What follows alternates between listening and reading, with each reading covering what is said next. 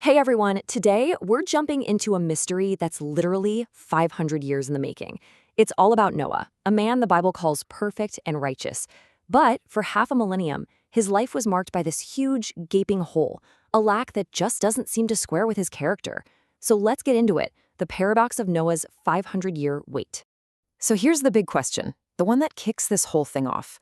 If Noah was so righteous, so in tune with God, why did he have to wait half a millennium for kids? I mean, in his time, that was the sign of God's blessing. It feels like a massive contradiction, right? But the answer, well, it reveals a pretty powerful secret about how we get prepared to do the impossible. And to really get how weird this was, just look at his family tree. Adam had his first kid at 130. One of his descendants, Mahalalel, was a dad by 65. Even Noah's own father, Lamech, had him at 180. And then you get Noah, 500 years. This isn't just a little delay. This is completely off the charts. In his society, he would have been seen as a total outcast, maybe even cursed. And that brings us to what we're calling the 500-year paradox. It's this baffling, head-scratching disconnect between Noah's amazing character and the fact that, on the outside, his life looked completely unblessed. I mean, the text is crystal clear about who he was. He wasn't just a kinda good guy. He was righteous, blameless, and he walked faithfully with God.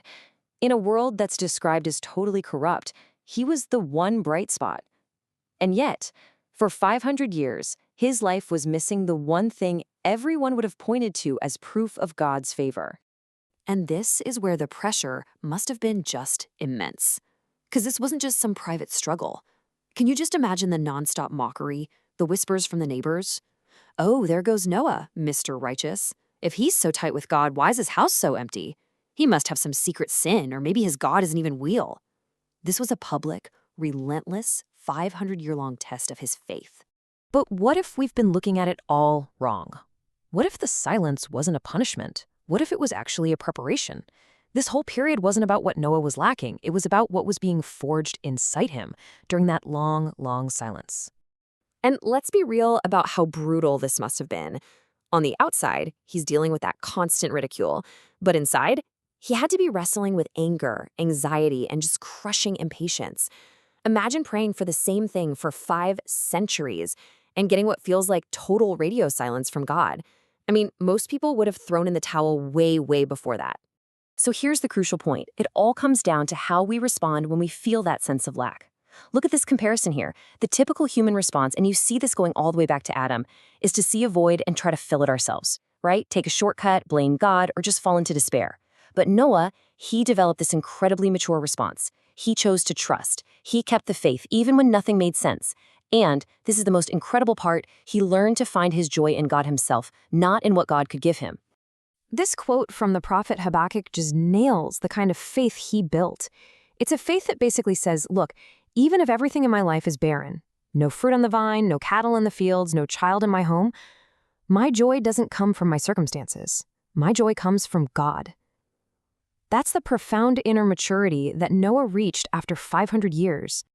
And this leads us to the central lesson of Noah's entire story, a principle you could call character before calling.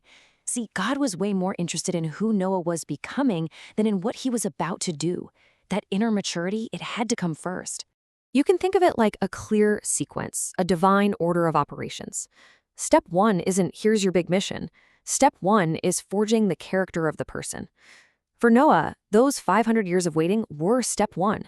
It was only after his inner maturity was totally solid that God moved to step 2, assigning him the massive mission that would define the rest of his life.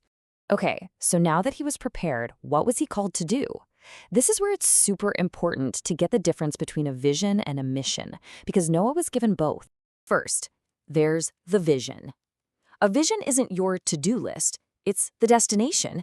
It's that picture of the completed future. For Noah, the vision was that image of his family and all the animals, safe and sound inside a finished ark, having made it through the flood. It's the why you're doing what you're doing. The mission, on the other hand, is the boots-on-the-ground, present-day task. It's the how and the what you need to do right now. It's the concrete, specific actions you have to take to make that vision real. And for Noah, the mission was incredibly simple and direct. build an ark. So you see how it works.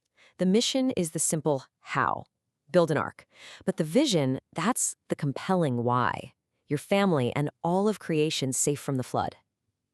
You can't get to the vision without doing the mission, but you're not going to have the motivation to grind through that 100-year mission without a crystal clear picture of the vision. Noah absolutely needed both. And this brings us right back to the beginning. We can finally solve the paradox and see the absolute brilliance in God's perfect, even if it was perplexing, timing. So why the 500-year wait? Why have kids right at the exact moment the mission was about to start? Well, first, let's just appreciate the sheer scale of this mission. The ark was about 150 meters long. That's a football field and a half.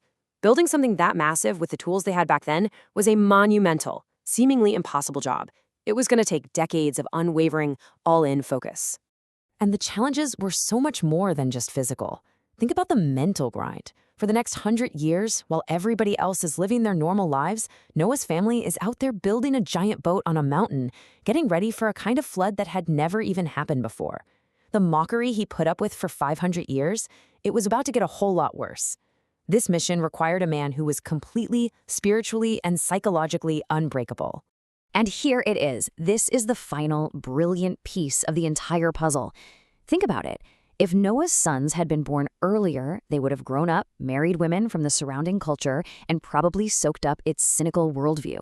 And when their 500-year-old dad comes out and says, "Hey guys, God told me to build a giant boat," they probably would have laughed at him, just like Lot's sons-in-law later thought he was joking about the destruction of Sodom.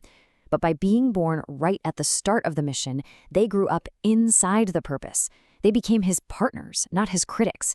The timing was everything. So Noah's entire life story really becomes a perfect case study in how a huge vision gets executed. First, there's a detailed plan for the future. Second, the person is completely prepared. That was the 500 years. Third, the resources get provided. In this case, his sons, the blueprints, the materials. And finally, God handles the parts that are truly impossible, like, say, getting all the animals to show up. So the huge insight here is that our own personal purposes are often serving a much, much grander design. You see, Noah's personal vision was pretty simple: save his family.